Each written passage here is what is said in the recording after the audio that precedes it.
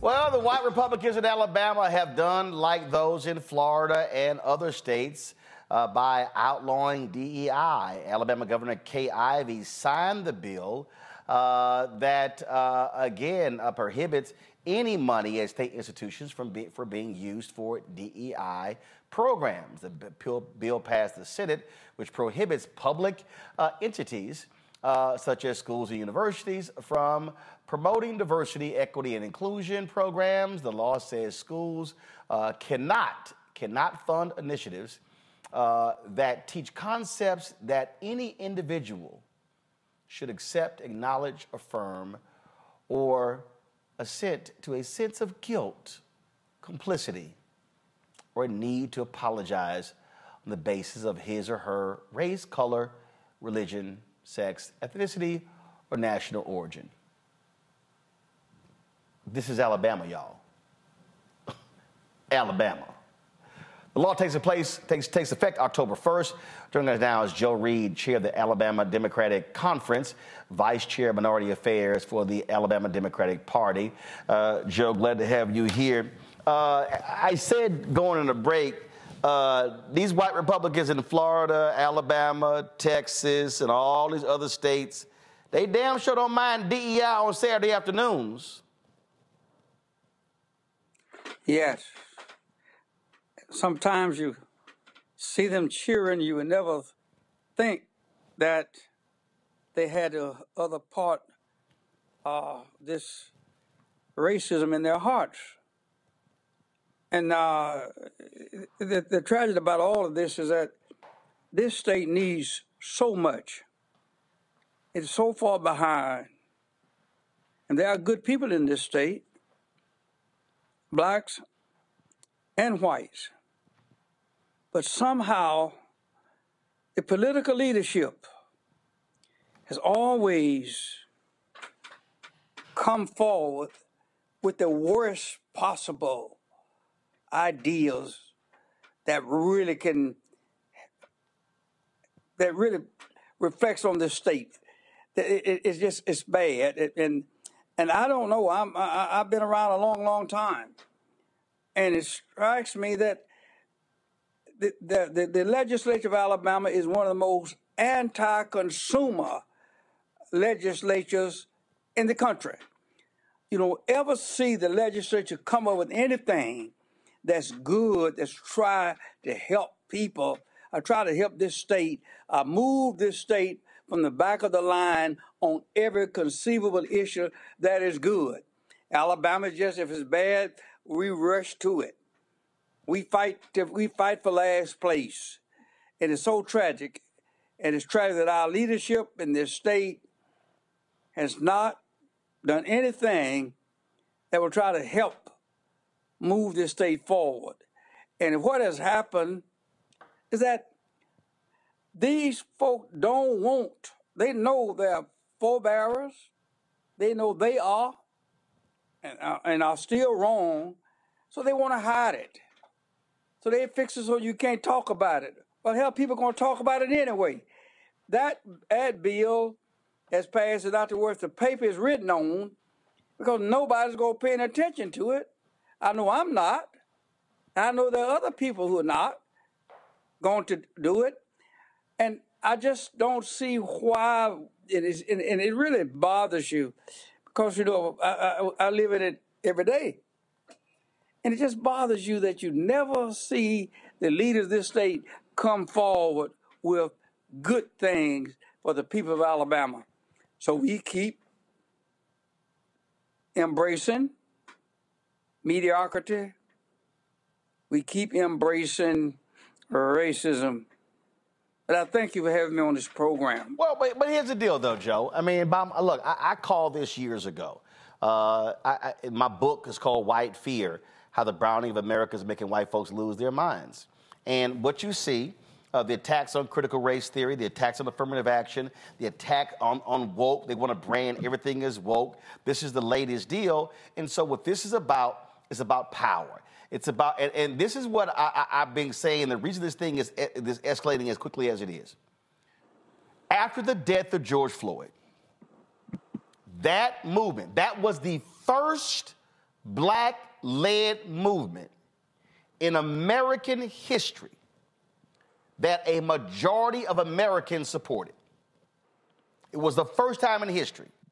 And what scared these white folks was they saw young white people pissed off, protesting. The massive protests all around the world wasn't just black folks. They saw white kids angry and upset. And these white folks said, oh, hell no, we cannot have these young white folks learning about true American history. That's why they hate the 1619 Project. That's why they don't want certain books to be read, because they are scared to death of younger white folks learning the real story of American history, not that BS that we were all taught. And they said, no, we got to put a stop to this quickly. Otherwise, we going to lose control of this whole thing forever. That's what Alabama is doing. That's what Florida and DeSantis is doing, and Abbott in Texas, and Lee in Tennessee, and on and on and on. You said it so much better than I. You said it so much better than many others. And that is, and if there's a real hope, it is in the young people, in particular white young people, because there are some changes. You mentioned earlier about the guys running a touchdown on the football field.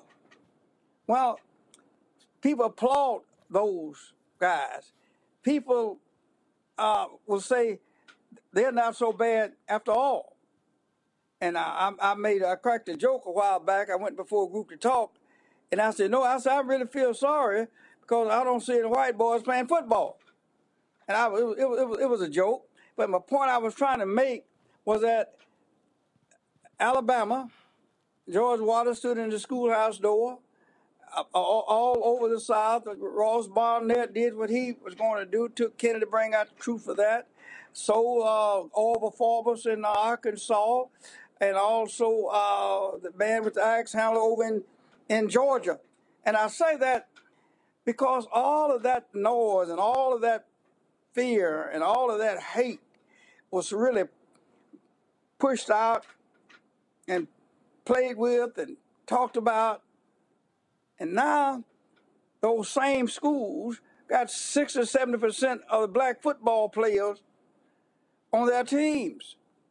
And those students are going to school together. As they're in college together. They're doing everything together. And you're so right. That's the thing that they really don't want to happen.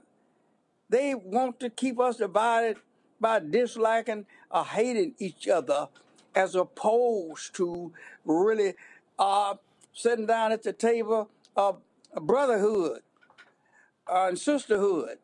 That's the big challenge, and they don't want that to happen. But they can burn books, they can prohibit books, they can do everything negative about books. It is not going to stop the progress that young people are insisting on, and already they are raising questions about the slavery and why and how can you justify it? How can you bring discussions about? They don't want nobody to talk about that. Mm-hmm. And that's why they are trying their level best. They're trying their level best to stamp it out. But no army is stronger than an idea whose time has come. Well, and the time is here. Well, I certainly hope that some of these athletes and their parents listen to Birmingham Mayor Randall Woodfin and say, we ain't going to Alabama, we're not going to Auburn. And I'm telling you right now, all it takes is 2 or 3. Hell, it just takes 1. And I'm telling you that if black athletes do what that brother in Mississippi did when he said, I'm not playing football under that state flag with the Confederate emblem, them white folks changed that flag in a heartbeat. If 2 or 3 black athletes say, I am not going to Alabama. I am not going to Florida. I am not going to these schools in Texas because they hate, because of anti-DEI laws. These white legislators will be racing to the floor to change the laws because they know damn well they can't win nothing without black athletes. And they Amen. do. Joe Reed, we Amen. appreciate it. Thank you. Thanks a bunch. I have something I want to tell you. I am running for president. Of the United States? Holy. I'm paving the road for a lot of other people looking like me to get elected. Brooklyn's first black representative. You're about to make history. You want to be president? You ain't no man. Maybe we should find your mother. All you got is your one vote. You sound just like every other politician. Do I look like every other politician? Freedom! Truly, you can't win. And why can't I win? I have an opportunity to make a difference. This isn't a campaign. It's a joke. The only thing anybody's going to remember is that there were a bunch of black folks who made fools of themselves. See too much suffering. And I don't know how to not try. We're living it proud. I don't think I'm special. I just want to remind people what's possible. We need something that's going to make some noise. The Black Panthers and Shirley Chisholm. It's like thunder and lightning. I'm going to force all the politicians to be held accountable. You gonna do all that? School teacher from Brooklyn. Harriet was just a slave. Rosa was just a domestic. What is it you do for a living again?